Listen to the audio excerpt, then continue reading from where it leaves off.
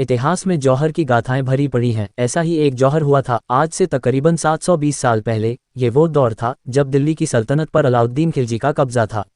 ऐसा कहा जाता है कि जब खिलजी ने चित्तौड़गढ़ किले पर जीत हासिल की तो रानी पद्मिनी ने हजारों क्षत्रियों के साथ जौहर कुंड में छलांग लगाकर आत्मदाह कर लिया था।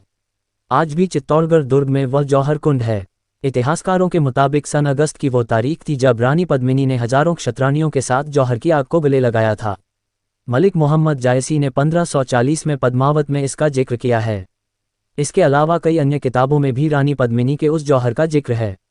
रानी पद्मिनी का मूल नाम पद्मावती था। वह सिंगलद्वीप के राजा की पुत्री थीं। राजा रतन सिंह से विवाह के बाद वह चित्तौड़गढ़ की रानी बनी। ऐसा कहा जाता है कि रानी पद्मिनी बेहद खूबसूरत थी। उनकी खूबसूरती के किस्से सुनकर अलाउद्दीन खिलजी ने चित्तौड़गढ़ पर चढ़ाई की थी ताकि वह रानी पद्मिनी को पा सके। हालांकि इतिहासकारों में इस तथ्य को लेकर मतभेद भी हैं। इतिहासकार डॉक्टर गोपीनाथ शर्मा के मुताबिक खिलजी के आक्रमण का प्रमुख कारण रानी पद्मिनी नहीं बल्कि चित्तौड़गढ़ का किला था, क्योंकि इस किले की व्यापारिक महत्ता बहुत थी। गुजरात, मालवा, मध्य प्रदेश, सिंध आदि के रास्ते चित्तौड़गढ़ से ही निकलते थे। चाचा जलालुद्दीन खिलजी की हत्या हो जाने के बाद अलाउद्दीन खिलजी ने दिल्ली की सल्तनत संभाली।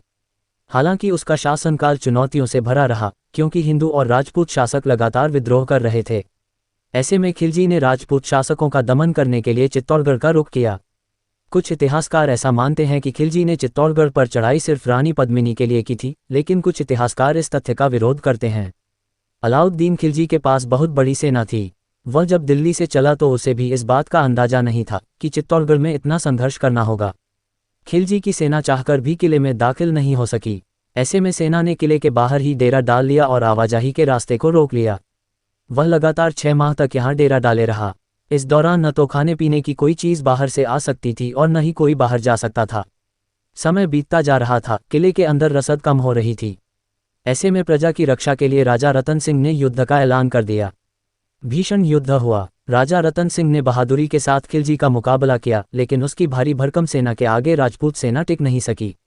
इतिहासकारों के मुताबिक खिलजी किले में दाखिल होता उससे पहले ही रानी पद्मिनी ने हजारों क्षत्रियों के साथ जौहर कर